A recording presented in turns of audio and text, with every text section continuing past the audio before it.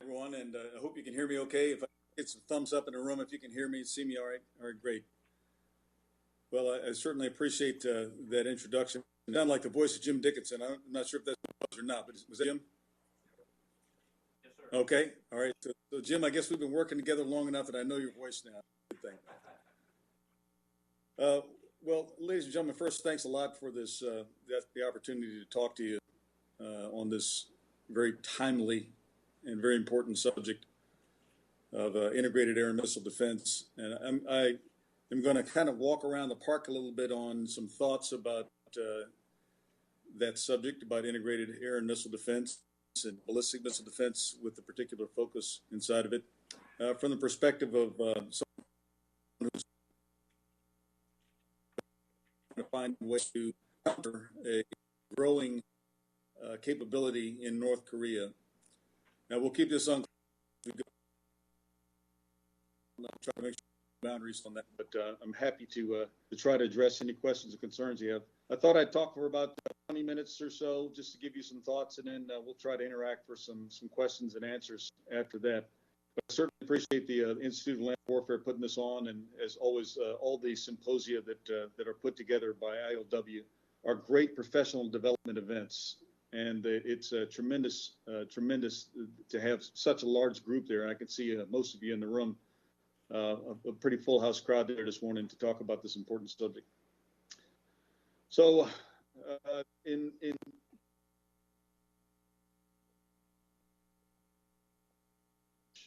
some of you have heard me say that before. If you begin the first one in the late 1930s with some of the research and development that was being done in the evidence of that research and development in the early 1940s, and then the burgeoning of the missile technologies and the proliferation of those technologies to superpowers throughout the 50s and 60s. The efforts have led to entry into space and manned space flight, things like the entire space race, which was accompanied also by a militarized race for superiority and the ability to destroy one another, especially with nuclear missiles, as the Soviet Union and the United States squared off. That really was the first missile age. And for a while, it looked like things were maybe stagnant. There was some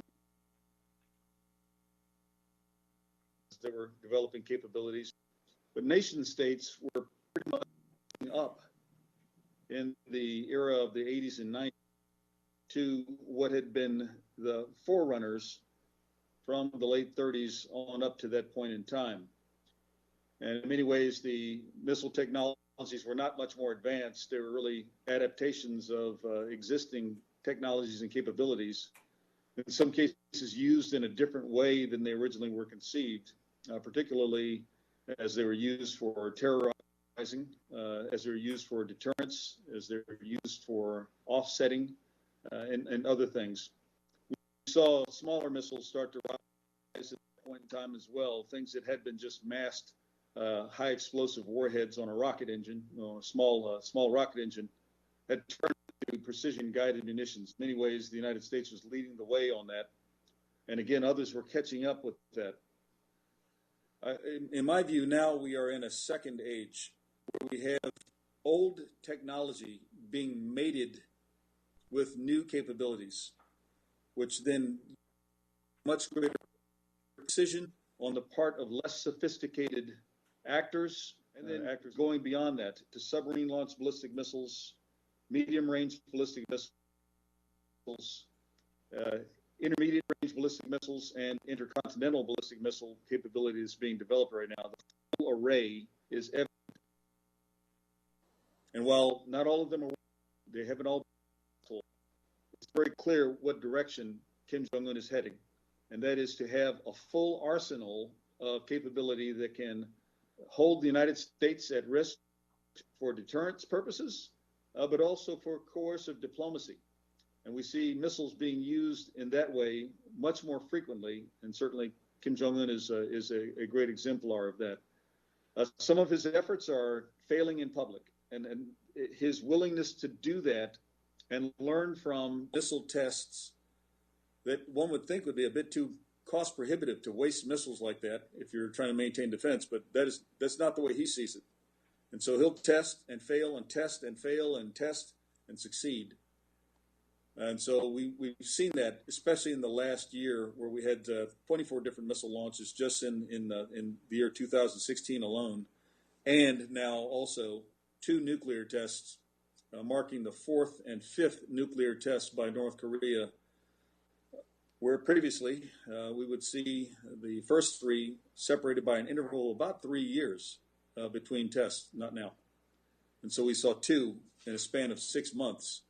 And it's very clear that there's a desire to mate a nuclear capability with a missile capability so that the full effect of deterrence and coercive diplomacy can be achieved.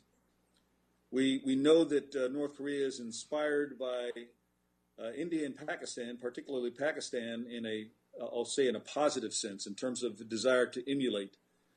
They're also inspired by Libya in a negative sense, in the desire to not emulate. And that is that if you give up your missiles, they're eventually going to be attacked by the United States or by those the United States supports.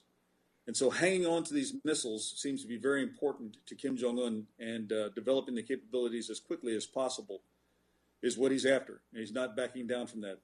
It's quite evident that he does this not for the sake of trying to be able to come to the negotiating table, but rather to have leverage persuasion internationally and to be able to set an international order around him in ways that his father and grandfather did not try to pursue. So that's an exciting opportunity here to try to face these things and to think our way through how do we beat this? How do we work against such a concentrated number of missiles?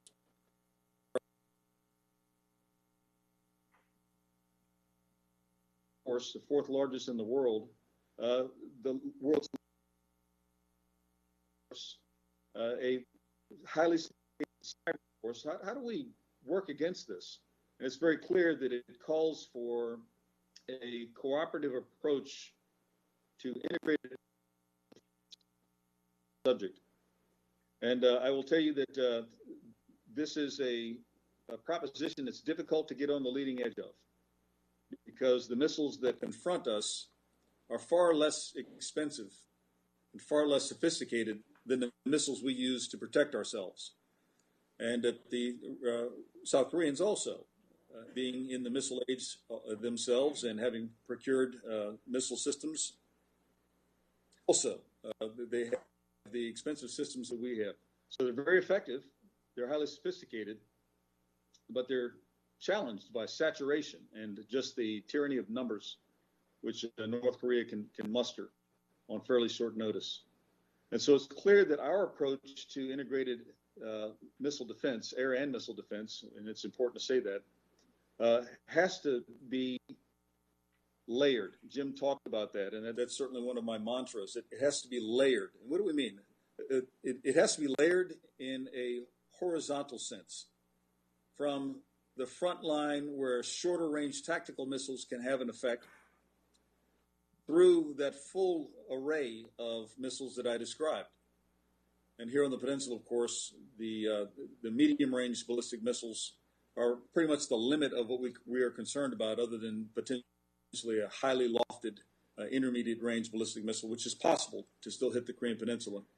But it's really medium-range and shorter that would create that kind of concentration and density that we have to deal with. So we have to be able to address saturation. We have to be able to address it through depth, horizontal depth, from the front line where short-range missiles can have their effect to the full extent of this theater. And I would add beyond, as we think about our allies in the region, our partners in the region, and notably allies Japan and partners Philippines, and territories Guam, and then certainly the mainland of the United States, Alaska, and increase depth into Canada and the western portions of the United States proper. So this is what we're facing. Layers horizontally are necessary. It's also vertically, so that we are able to detect and intercept with efficiency at varying altitudes. And clearly that there's understanding in the room, because I know many of you have great expertise in the types of missile threats that we face here and around the world. But the ability to intercept at different altitudes is very important. And that comes from having the right characterization of the threat and the right countering system on the friendly side to do something about it is critically important, because we cannot afford to waste. And so that's everything from the great industrial partners that we have out there giving the best possible probability of hit and probability. It's the best possible as it's inbound. So shortly after launch, if we can determine what we have coming our way or toward one of our allies or partners, the better to address it. We find also that there's a necessity for integrating, and I know we have that as part of our subject today, integrated air and missile defense. And that's easier said than done.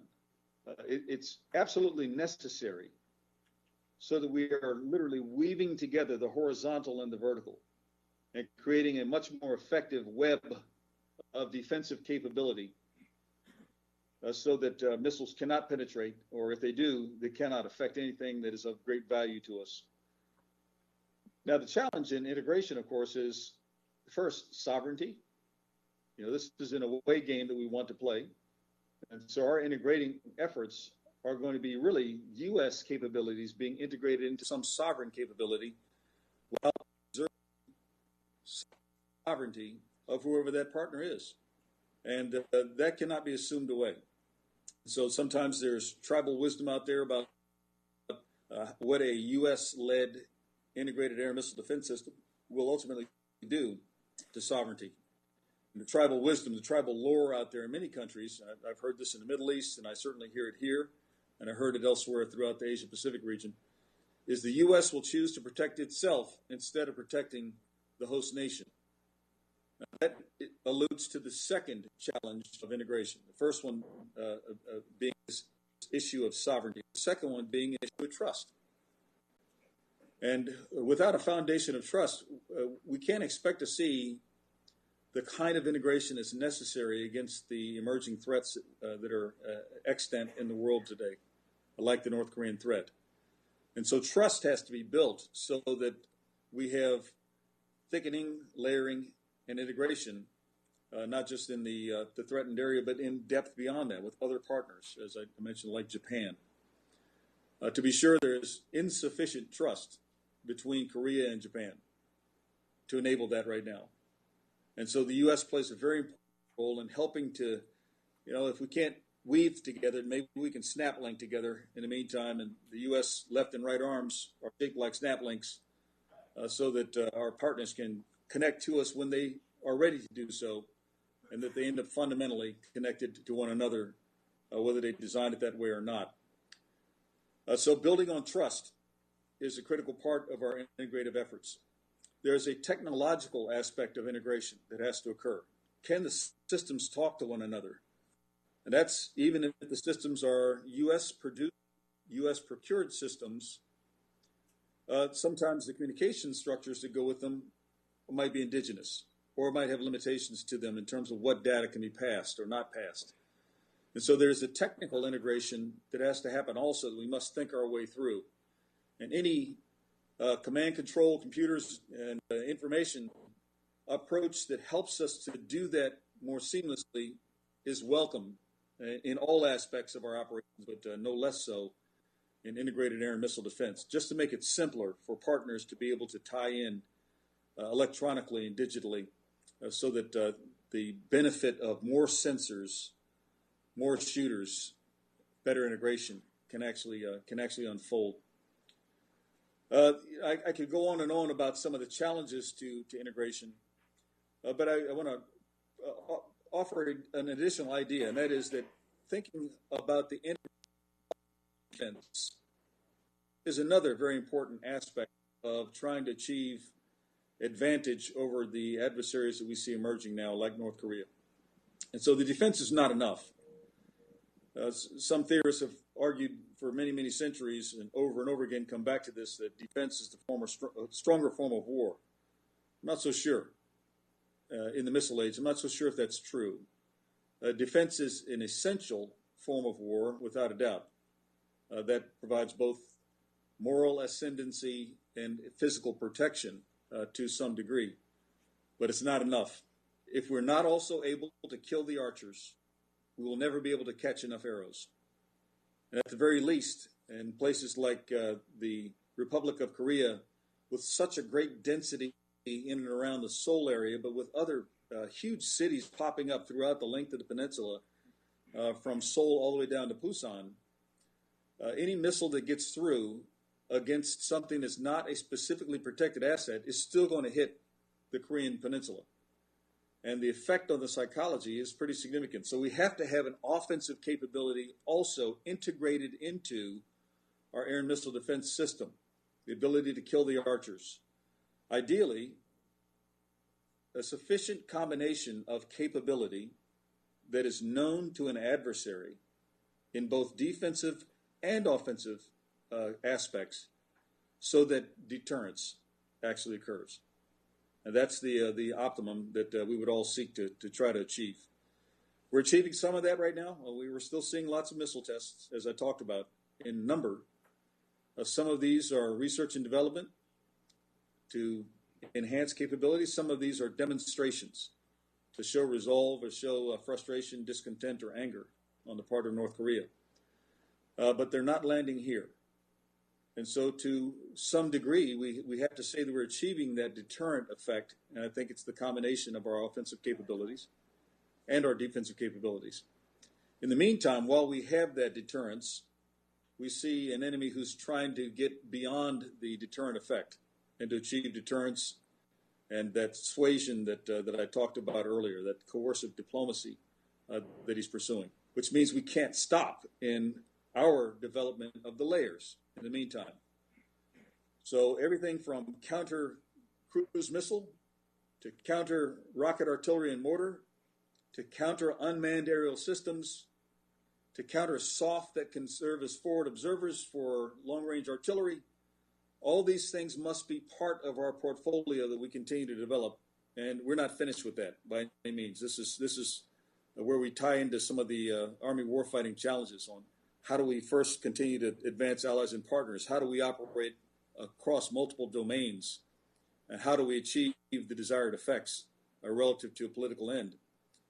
So all of this is ongoing work that we face, and it's going to take a team of committed colleagues like everyone inside of the room, whether you're military, retired, still in government service, with industry, all will be necessary for us to figure out this problem and to continue to try to pursue some advantage against a currently growing threat that is not going to come to an end anytime soon. I believe the second missile age will go well into the middle of the century, to which capabilities develop we probably have not yet seen. So we see the mating technologies, as I talked about, like the things that we've seen in Eastern Europe. Unmanned systems are now the forward observers, and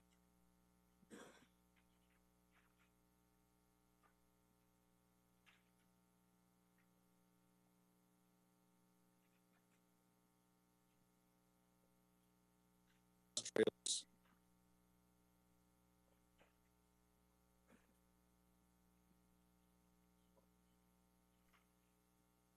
The United States, in large measure, maybe we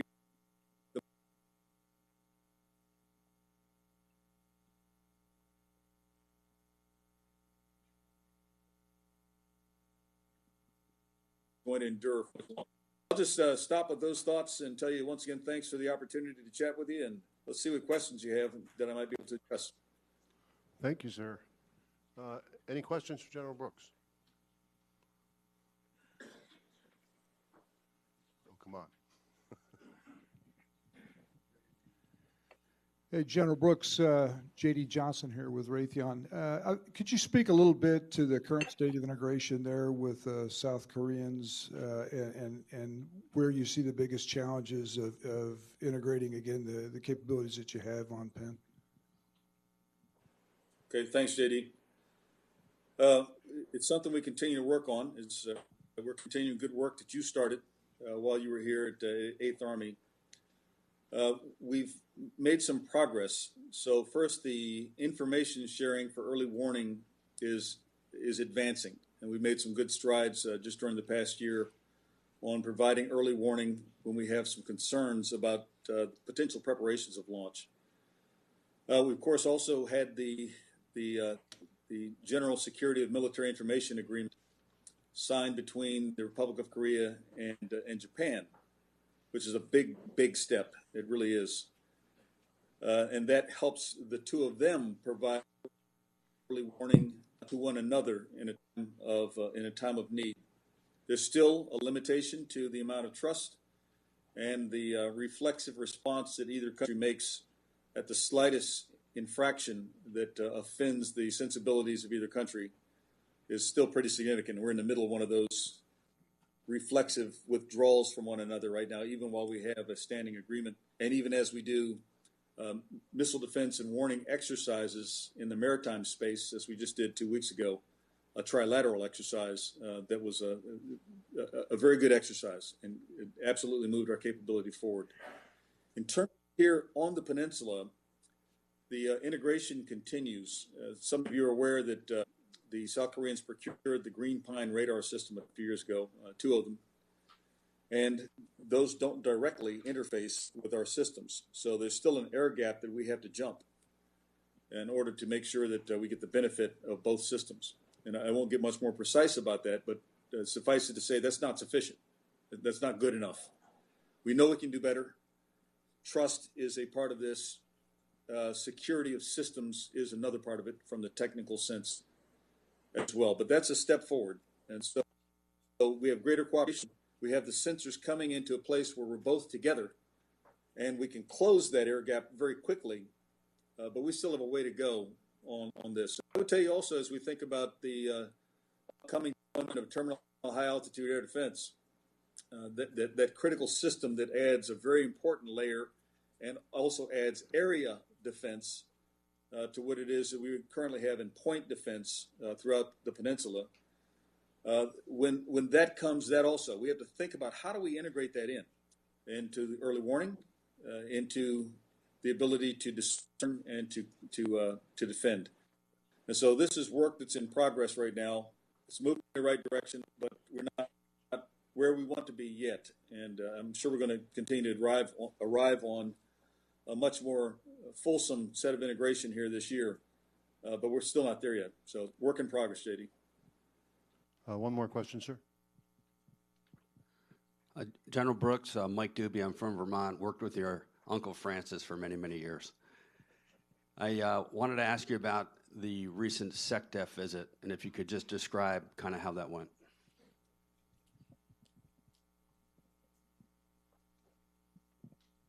Yeah, sure.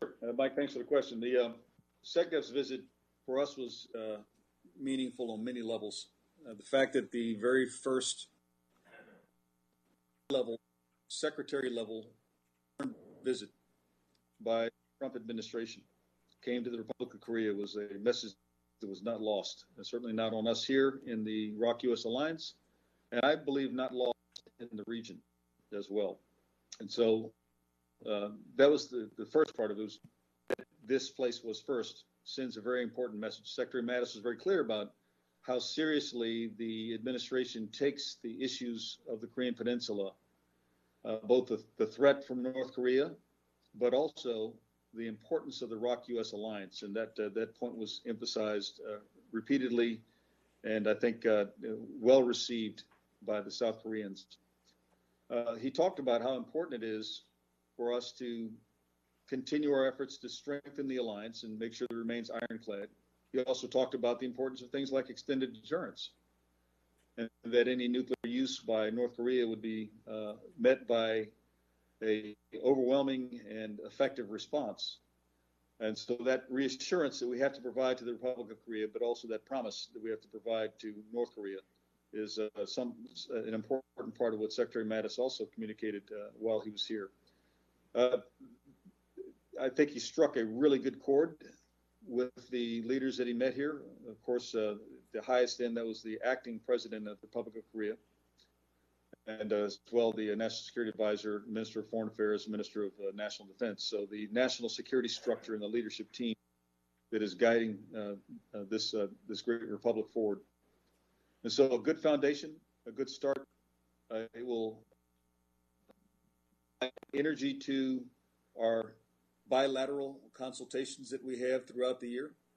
And I think it left us in a very, very good place for us to continue to work. Now, interestingly enough, we found that North Korea was quiet during that time.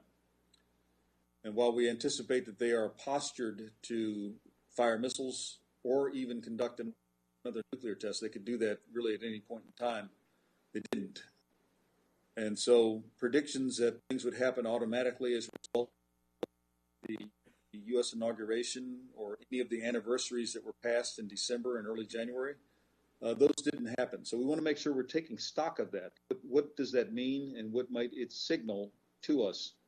And perhaps in large measure, North Korea might still be waiting for a signal from the new administration. I think they may have gotten some of that signal with Secretary Mattis's visit last week about the importance of the alliance, and that's not going to change. And our policy remains very consistent in that regard, certainly at the present time, and we'll see as we go into the future. So that's really my take on SecDef's visit. And of course, his second stop was Japan, I think, which was equally. General Brooks, Guy Swan here. Let me thank you on behalf of about 150 folks in the room for your valuable time and great insights. Thank you. Folks, let's give the General a hand. Thank you.